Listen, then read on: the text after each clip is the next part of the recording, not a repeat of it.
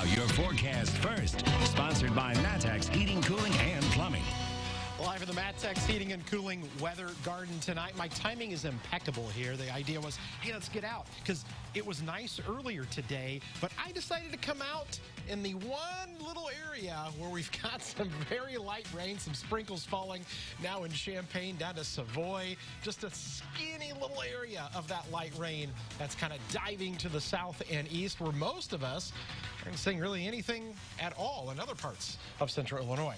Cooler in Champaign with the clouds right now at 63 compared to the 70s in Effingham and in Springfield. And that's the Neal Street view just outside the Weather Garden, where we're looking at cloudy skies. You can still see people riding their bikes and walking around. So again, the rain isn't really all that heavy, but we'll talk about how tomorrow looks great in the forecast. WCIA 3 News starts right now. Now from WCIA 3 News. Very little social distancing at the state capitol today. The message protesters wanted the governor to hear. Plus, a teenager is dead after police say he tried to break into a home earlier this week. What the state's attorney is saying about the person who killed him. And it was time to hit the greens again. What golfers needed to know, though, before they teed off. You're watching your local news leader.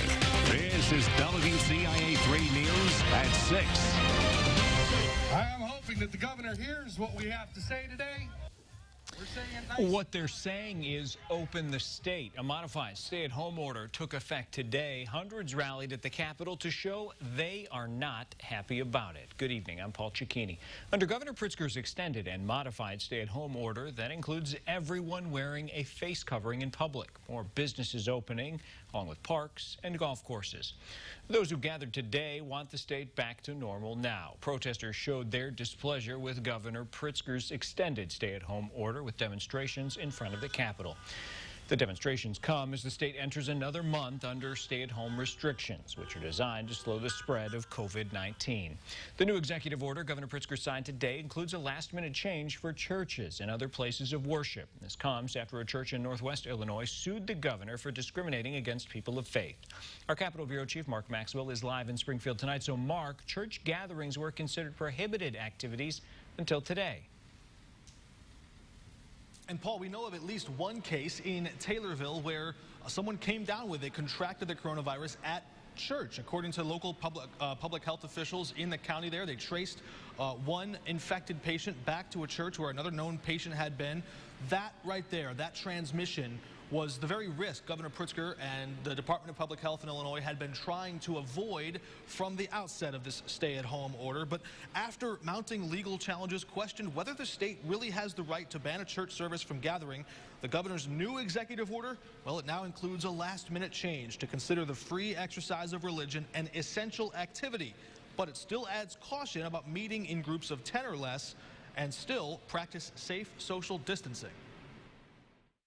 We want people to be able to worship. We do. We want people to do it safely. We hope that the parishioners and their faith leaders will follow the guidelines that are being suggested by the science and the data.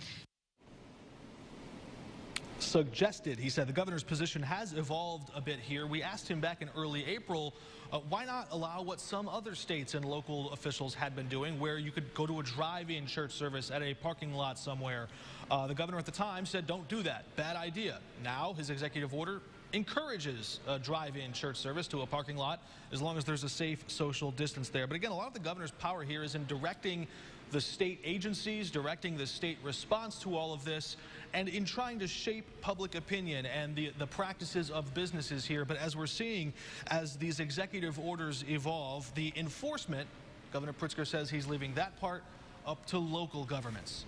Reporting in Springfield, Mark Maxwell, WCIA 3, your local news leader. All right, Mark, thanks. Now, speaking of that local enforcement, we have a follow-up. The Logan County Sheriff laid out what his department will and will not be doing to enforce the governor's modified stay-at-home order. Deputies in that county will not respond to calls or arrest people for not wearing face coverings in public, but if someone violates state statutes, that will warrant intervention. For example, if someone is not wearing a mask at a business, the business owner asks them to leave, and that person refuses, that would be a violation. That person could be arrested for criminal trespass.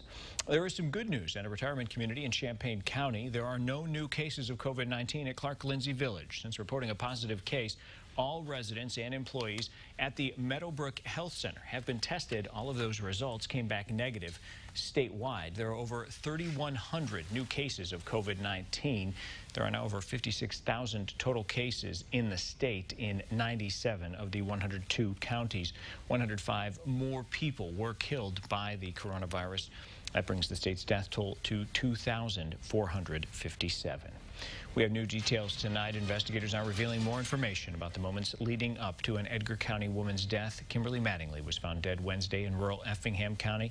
2 men are charged in connection to her killing. Christopher Glass for first-degree murder and concealing it, and Aaron Kaiser for concealing it. Both men were in court this morning in Effingham County. WCIA 3's Courtney Bunting has the story. It was a tough day in court for Kimberly Mattingly's family as they faced the 2 men charged with killing her and hiding her body. Information Aaron Kaiser gave to investigators explains the moments before her death. Kaiser says Christopher Glass and Kimberly Mattingly were fighting the day after her family last heard from her. Family says the 2 had an on and off relationship. During that fight, Kaiser says he heard gunshots. When he went to check it out, he saw Mattingly on the ground. Kaiser got a tarp and shovels and helped Glass bury her. 3 weeks later, Illinois State Police were searching for Mattingly. They spotted a hand coming out of the ground on Kaiser's parents' property in rural Beecher City, where Kaiser also lived. Police got a warrant to dig there and found Mattingly buried. The Effingham County coroner says she died of multiple gunshot wounds, including one in her head. Family members are still coming to terms with the loss. Mattingly's sister posted on Facebook saying, quote, "Our lives will never be the same." She goes on to say, quote, "Those monsters took away a part of our lives that we will never be able to have back." Mattingly's mother says, quote, "We're just out to get justice for Kimberly, and she's going to work through us to do that." Both Kaiser and Glass are being held in the Effingham County Jail, and they'll be back in court on Tuesday. Reporting in Effingham, Courtney Bunting, WCIA 3, your local news leader. Glass was on parole for drug possession charges when this happened. Kaiser was out on bond for a theft charge in Effingham County. A 15-year-old suspect in a home invasion died in the hospital this morning. Police say Devontae Brown and 2 other teenagers tried to break into a home on Pennsylvania Avenue Tuesday. Brown threatened the homeowner with an unloaded gun and was put in a chokehold. He did not regain consciousness. The Champaign County State's attorney says the homeowner will not be charged for Brown's death. She says the homeowner's actions are protected by law. In this situation, the resident, the victim of the crime of home invasion, appropriately and correctly defended himself under the terms of the law. And so really, he is the victim, not at all the offender. The other teenagers involved are being charged with home invasion and burglary. The state's attorney says they could have been charged with murder, but she doesn't think they'll pursue that course. It's masks on, but are people following the rules and covering up? Also tonight. I don't think I've been this happy at 5:30 in the morning for a long time. It was finally time to tee off again. What golfers needed to know, though, before they could even get to the greens. We had about 10 or 15 minutes of a few sprinkles out here in the weather garden. Not bad, though. 67 the high today in Champaign, 39 the low on the Roofing Dog at Gibson Area Hospital camera. So we've got some clouds, some sprinkles tonight, but some big-time warmth coming your way for tomorrow. We'll talk about that and how the rain returns by the end of the weekend coming up.